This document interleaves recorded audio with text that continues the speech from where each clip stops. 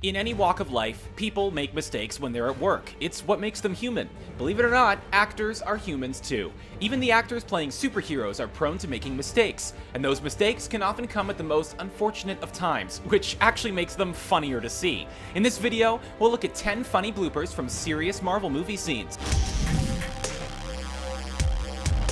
Don't forget to hit the subscribe button. It's the best way to be kept up to date with all of our great new videos. Before we get started, can you tell us what movie this is just by looking at these emoji? Hang around until the end of the video to find out if you guessed correctly. You're not one of them.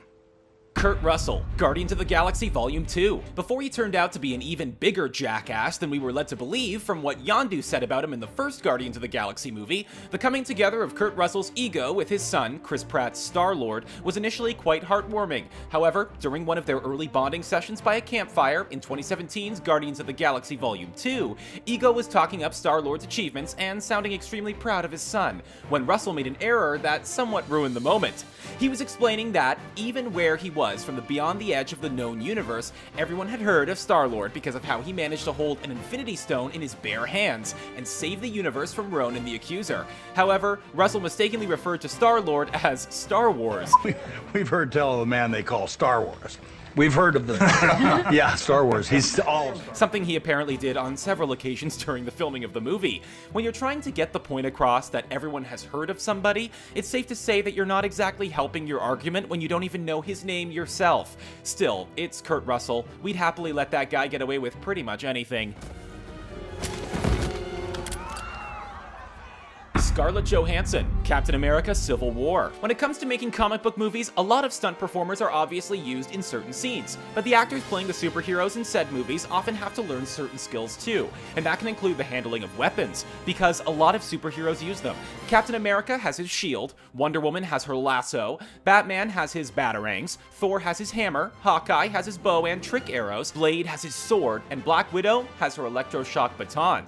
Just to provide you with a handful of examples. In order to make their characters look genuinely threatening, it's important that the handling of said weapons is done with a high degree of skill and a major level of seriousness. That means when the weapons are handled incorrectly, it can look very silly and ruin the tone of any given scene.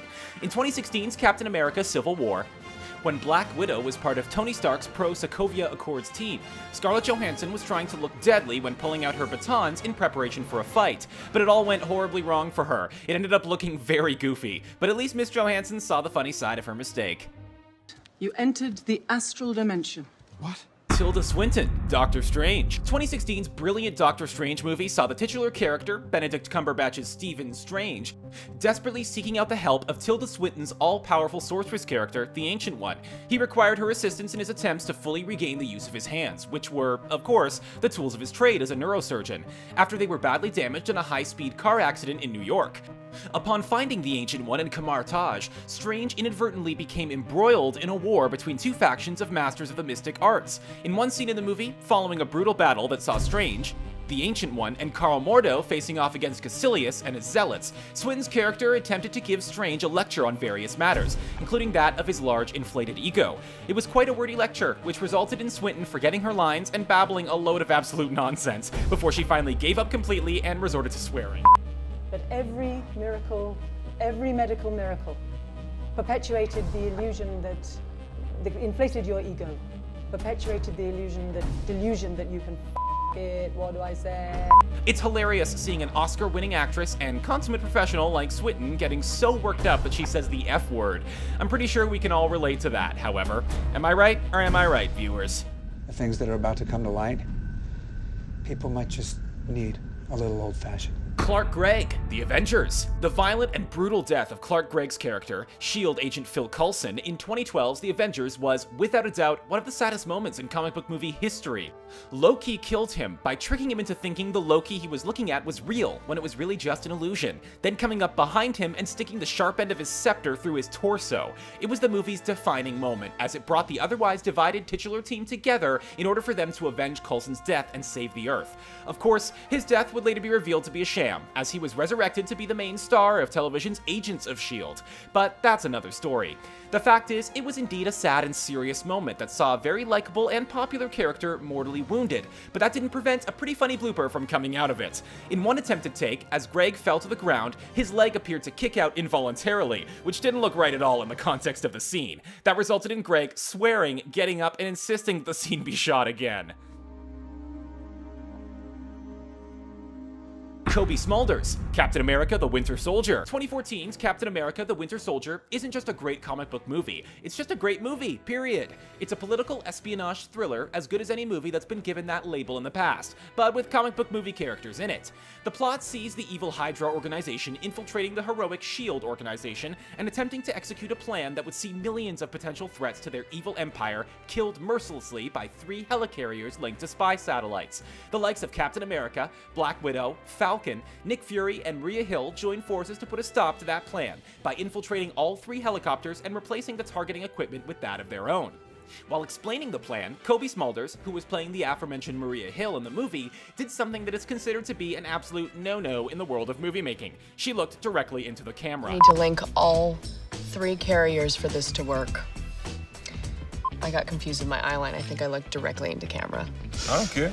You just forgot the line. Now you're trying to make up some other During her attempts to explain herself, Samuel L. Jackson, who was playing the aforementioned Nick Fury, humorously suggested that was just an excuse because Smulders had actually forgotten her lines. And who are we to argue with Samuel L. Jackson? If he says Smulders forgot her lines, she forgot her damn lines. Raven. That's not my name. Jennifer Lawrence, X-Men: Days of Future Past. In X-Men Days of Future Past, the plot of the 2014 movie was that Bolivar Trask's company, Trask Industries, had developed an army of powerful and highly adaptive robots called Sentinels that were designed specifically to wipe out all of mutant kind. With mutants on the verge of extinction, Kitty Pryde sent Wolverine's mind back in time into his younger body in 1973, with the aim of preventing Trask's assassination at the hands of Mystique, because that was the event that triggered the creation of the Sentinels. In 1973, Wolverine made contact with the younger versions of a number of mutants he knew in the future, including the likes of Professor X, Beast, and Magneto. Magneto's younger self was every bit as temperamental and as reckless as he was in the future, so he decided to kill Mystique instead of merely convincing her not to kill Trask. After Magneto diverted a bullet into Mystique's leg, she laid prone on the floor, begging him not to do anything else to her. As Jennifer Lawrence, the actress who played Mystique, acted out the begging scene, she couldn't help but burst into a fit of laughter.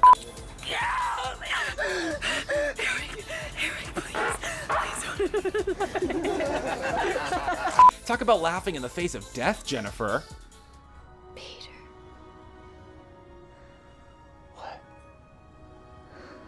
Kirsten Dunst, Spider-Man 2. 2004's Spider-Man 2 saw the relationship between Tobey Maguire's Peter Parker and Kirsten Dunst's Mary Jane Watson become extremely strained. The first Spider-Man movie, which was released 2 years prior in 2002, had come to a climax with Parker telling Watson that they could only ever be friends, in order to protect her from Spider-Man's enemies, but the sequel had them completely estranged from each other.